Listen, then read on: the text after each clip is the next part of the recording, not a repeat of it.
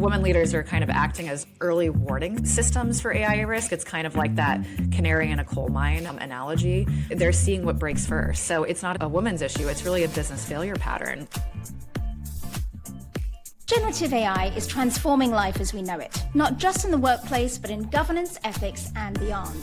Here at the AI Lab, we're dissecting all of it to help you make sense of it. I'm Melissa Matani, your host of this episode, and today we're talking about the AI gender gap and why this is as much a problem for men as it is for women. Joining me now to talk about this is Dr. Felicia Newhouse, the founder of the AI-Powered Women Conference at MIT. Felicia, it's great to have you with us. Yeah, thanks for having me.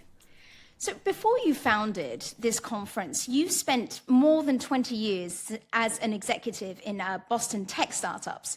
So you have real personal and practical experience of the gender gap in the industry. Tell us a bit more about your background. I spent about 20 years in tech startups as a product executive across product, machine learning, data systems, big data, the early days of mobile. We worked with Steve Jobs and his team on several different mobile initiatives. So really saw technology disruption over the past 20 years at its big iterations. And, through that time, I was oftentimes the only woman and then later when I had children, the only mother in any sort of management position in these companies. It was definitely an interesting experience and I learned a lot. And during those years, I actually, in parallel to being a product executive, I started a PhD that was focused on women leaders and how they manage tech disruption and how they get support and what type of support they need. It was, the doctoral research was really focused on transformational learning and the systems that we build around women, women leaders specifically. And so was it through your research that it led you to create the conference, or was it some sort of other personal experience? The personal experience that kind of happened to me was when I had my second child. I was global VP of product marketing, and that was when ChatGPT took off, right? The LLM started taking off in 2023. And I came back, it was like 4 weeks after I had the baby, and I actually had a near-death experience in the childbirth, and so there was a lot of recovery, and I was struggling to keep up with the pace of change, especially on maternity leave. And I've talked to a number of women who have had maternity leave since 2023, and it's the same thing, because even if you're out for 2 weeks, never mind 3 months or 6 months, however long the maternity leave is in your country or workplace, that is a long time to be missing from AI right now. Wow. So yeah. I think it's extra difficult for women. So during that time, I also started to talk to other women in the company and in the industry. We had a lot of Fortune 500 clients, and they're like, women need to be a more central part of these conversations. So we started kind of just by accident, this women's group. It took off. A lot of these really interesting conversations started happening. And I ended up leaving the company later that year and started the conference at MIT, which was sold out within a few weeks. We had a couple thousand people online attend virtually. And from there, it actually evolved from a conference to now we have a whole SaaS learning platform with human-centered AI leadership certifications and credential badges to apply AI. We've got conferences around the world that we're launching in 2027. So it's really become this entire ecosystem around how do we support women to think differently about the future of leadership and what is their role in shaping the trajectory of responsible AI? Because women do play a very unique and differentiated role in AI right now, and we can chat more about that. Totally, I'd love to. One of the things that's been really interesting is you've described AI adoption as an emotional and cultural shift, not just a technical one. And I'm really interested to understand what you mean by this and why this is such a crucial piece of the pie. Yeah, absolutely. I mean, right now, okay, if you zoom out, right, you've got AI systems that are trained on trillions of words. You've got 100 million plus users that adopted ChatGPT before they even understood it. You've got models passing bar exams and outperforming doctors. You've got AGI lingering over here. And, in the near future, we will have these systems surpass the intelligence of most humans, right? So that's the reality of where we are. So this isn't just a new tool. We're scaling intelligence at a rate we've never seen before in human history. So the system is scaling intelligence exponentially, but human capacity and leadership and governance are not keeping up.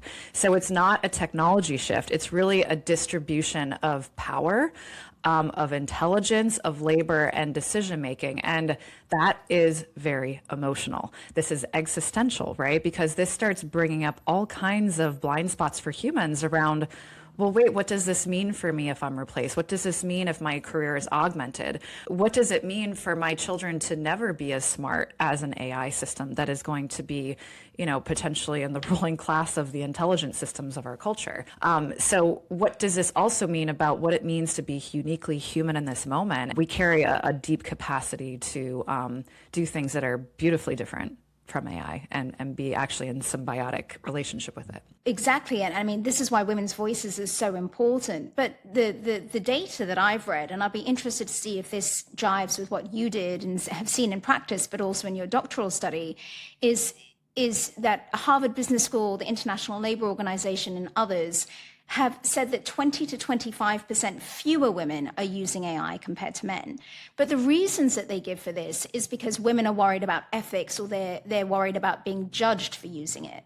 Does that jive with what you've seen? It does in some ways. So when you look at the lower usage in some of these studies, they vary by context. So it depends on what industries these women are in, what sectors, what geographies, their age bracket. So yes, I am seeing that in some particular areas the usage is lower, but it's catching up very quickly. I think what we're seeing more recently is that women are simply just thinking about AI differently. They look at building toward a future where human and AI capabilities work in tandem. So the research is now showing that women leaders primarily use AI to amplify and balance human talent rather than replace it, which is actually very different than how a lot of our traditional leaders are working within these AI systems, is that they are looking at efficiency gains as the primary lever, as the primary focus, where the research is now showing that women leaders are thoughtfully building the workplace of the future by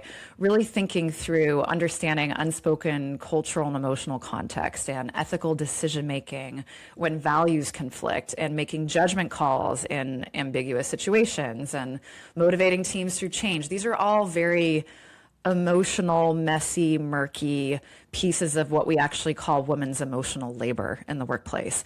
Women tend to hold that emotional labor both in the workplace and at home. They think about the human systems more holistically, and the emotional downstream and long-term impacts that would cause essentially human suffering in the workplace or in a family system. It's a fascinating distinction, because I did see another study that just this past week from Chief that showed that at a leadership level, the women who are using AI, over 80% of them are playing a big role in their organization's AI strategy, establishing the governance, the guidelines, the solutions, exactly what you've described.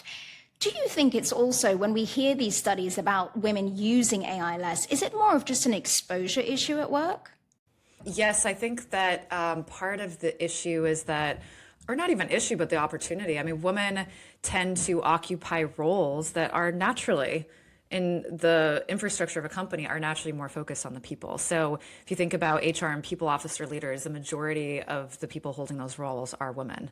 If you think about even roles like product marketing, which are very cross-functional go-to-market roles that require a lot of different feedback loops from different humans, not only across the organization, but customers and in the market, those roles tend to be more occupied by women. But, women are facing a triple whammy at the moment, because they are using AI less, which means that the data that these AI systems are being trained on doesn't have women fairly represented. And then their jobs, women's jobs, are also more at risk of automation.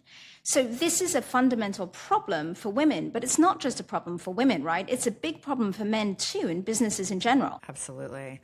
Yeah, I mean, so right now we're looking at, the research from McKinsey and other companies are saying that about 70% of these AI deployments fail.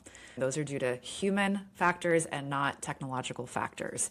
So yes, women, if you look at the triple threat, which is what you're referring to, right? Lower usage from women means less familiarity. Job exposure means higher automation risk, right? Women are up to 3 times more likely than men to have their roles automated and replaced. And this is globally. Then you have the governance burden, and that emotional labor is really invisible labor that the women are doing. They're not getting credit for it. And in fact, in many cases, they are actually being penalized for it. So when you talk about, is the whole organization suffering potentially? Yes, absolutely. Women leaders are kind of acting as early warning systems for AI risk. It's kind of like that canary in a coal mine analogy. And they're seeing what breaks first. So it's not a woman's issue. It's really a business failure pattern. The same group is doing the integration work. They're managing the human fallout, but they're not controlling the capital or technical direction oftentimes of where these technologies are going. So it's not really a gender gap. It's a structural power imbalance between who builds AI, who governs it, and who bears the consequences. And I would go even one step further and say, if you blow this out across industries and across domains, right, you have the majority of men leading countries. You have a majority of men leading venture capital, 98%. You have a majority of men in CEO positions and in decision-making capacities, and you have a majority of men, around 75% currently, that are shaping and building AI, and the systems within that are, ethical, that are moral, and that include diverse voices and perspectives. That is a very good framing, to think of this as a structural issue, not just a gender one. So as somebody who has worked in tech themselves, somebody who studied it, and then also as a convener of women, what would you suggest? Are there concrete ways you would suggest that companies can reskill workers and increase output to overcome this structural gap?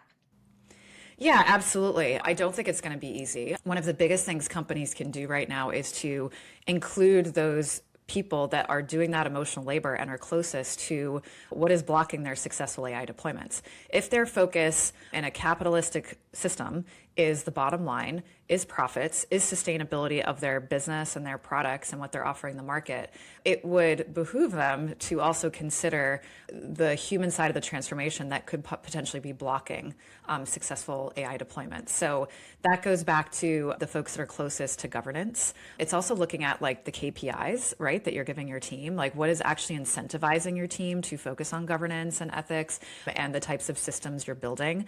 And then human development, like where is your organization in terms of psychological readiness? Leadership soft skills that we used to call soft skills that are actually very quickly becoming hard skills. Things like being able to have the emotional intelligence to look at what comes next, the ethical decision making, creative problem solving, motivating teams through change, persuading and negotiating with external parties, and navigating organizational politics and influence, and just understanding the unspoken emotional context of how these things are shaping up. And lastly, which is where AI-powered woman comes in, is community and networks. This is a huge piece. And actually, the chief research went back to this as well, is how critical it is for all of us in any industry and any role right now to prioritize human relationships. Because we're seeing that as AI automates and takes over a lot of these technical skills, what remains is our ability to have actual human relationships and influence in human networks. It's so interesting because everything you described, especially in the workplace, it seems like that's all the hard, icky stuff to really work through. Whereas what we're seeing at the moment is the markets rewarding just efficiency gains, job cuts. I don't know if you saw the news, but Allbirds, the shoe brand, is like remarketing itself as an AI company, and its stock was up 600%.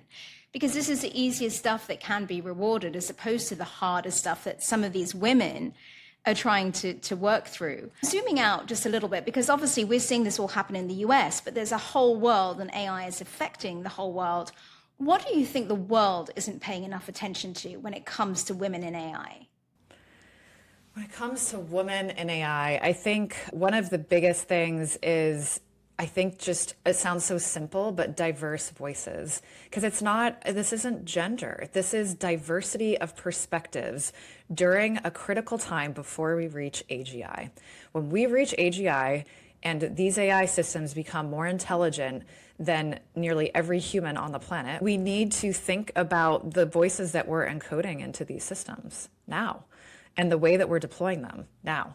So that's why this is so critical. This isn't something you do in 6 months from now. This is like, we should have done this yesterday, and we need to speed up.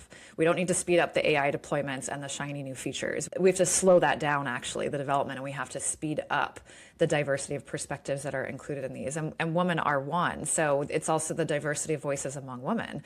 80% of what is included in these systems is from the global north, not the global south, just as one example, right? So just voices across geographies and countries and industries, lived experiences, indigenous voices. There's so much that's missing from these models that are essentially a majority of white, male, affluent, well-educated from the global north. That is a very, very, very dangerously narrow slice of the human population.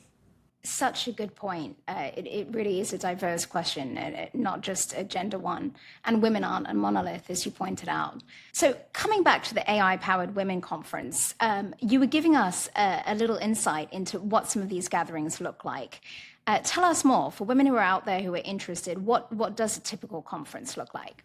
Yeah, so we've had 2 conferences so far. We're going to have our third this September 12th and 13th at MIT, but we also have virtual tickets available. And we're going to be going global pretty quickly next year, across Africa, across Europe, Asia. So it's going to explode fast. And the reason is because this conference operates so differently than your typical AI conference. I always joke with people that, that come back from these AI conferences, they're like, the bathroom line for the men is like 10 times more than the women's bathroom line, because most of the people attending these conferences and the speakers on stage are majority men. So not only is there a gender component to this, where we put mostly women on stage, and a majority of the attendees are women, but we still want to encourage male attendees to come, because they are critical to, even the playing field here and be able to create the diversity we need. The conference is also focused on, that diversity of voices I was talking about earlier, which is the philosophers and the anthropologists and the historians, different types of founders across different types of industries. We have an entire AI founder lab that's all women-led founder initiatives that are AI startups that have various social impact components to their business that are literally reshaping society in positive ways. What has surprised you most since starting this conference? I think what has surprised me most is how ready and hungry people are for these diverse perspectives. 40% of the attendees at our conferences and in our online learning academy are executive decision makers. 40% are women CEOs and founders. The remaining are researchers and students primarily. Some are people in transition and workforce transition. A lot of them are, they're wanting to upskill. They're wanting to be prepared for what's next. They want to learn AI. They want to dig deep into that. But they also are looking to bring in diverse perspectives around, again, the meaning making and the philosophical and the ethical and the new type of leadership paradigm we're evolving into that has never been, navigated before. Well, I mean, as I mentioned this before, but we are seeing the stock market reward the efficiency gains and not the deeper existential questions. So how do businesses navigate this space when they need to make decisions that aren't necessarily rewarded but are needed for the future? One of the biggest things right now is collectively working together. I think a lot of what we're needing to do right now is actually teamwork on a global scale. Otherwise, this isn't going to change. If we continue to create economies, essentially, that are only competitive and only capitalistic, and it's simply an arms race to, who's essentially controlling AI and AGI and who develops the next shiny feature or product, I don't think this is going to go in a very positive direction. So I think for those who care about shaping the trajectory into one that looks more responsible, ethical, moral, and something we can all collectively benefit from, then I think we're going to require humans at scale, companies at scale, and leaderships globally to collectively collaborate, to create governance frameworks across industries, to create the moral frameworks around this. There's a lot of fear out there, too, about job displacement. If a woman came to you tomorrow and said she was thinking of leaving her corporate job because of how AI is reshaping her role and future, what would you tell her? I would tell her to think about the areas that she can control right now, because I think a lot of the anxiety for anyone, regardless of gender right now, is that nobody can really put a pin in what's going to happen next. There's so much uncertainty and volatility in the market, right? So look at things like your brand. Your personal brand, your personal LinkedIn, your personal platform for your own voice, for your own content, audience, a closed community that you're part of or that you're leading, in-person communities that you're leading or that you can start. This doesn't mean that this is going to be your career to lead a community or to be an influencer online or anything like that. But these can be bridges to what happens next, because humans are going to need each other no matter what happens. And those real, in-person, genuine connections that are aligned with who you uniquely are in the world are going to be what, brings you into whatever is next in your career. Lastly, if they're open to it, consider starting a business or a side project that could maybe become a business, because there's so much volatility in the workplace right now. Even with large companies, those jobs are not promised. And there is a lot of movement and augmentation and displacement happening. So it's a good time to think about going out on your own and what the world needs right now, and how the uniquely human aspects of you that, are going to be there no matter what happens with AI and what gets automated. So for women who do want to find out more about the AI-Powered Women Conference, where should they go? Yeah, it's aipoweredwoman.com. The conference is at MIT Kresge Auditorium, September 12th and 13th. Wonderful. I look forward to coming. I want to see firsthand what this is all about. Thank you so much for joining us. Thank you for having me. For our listeners out there, if you have questions about this podcast or in general, send them to us at podcastquestions@theailab.ai. We'd love to hear from you and hopefully find you some answers. Thanks for listening.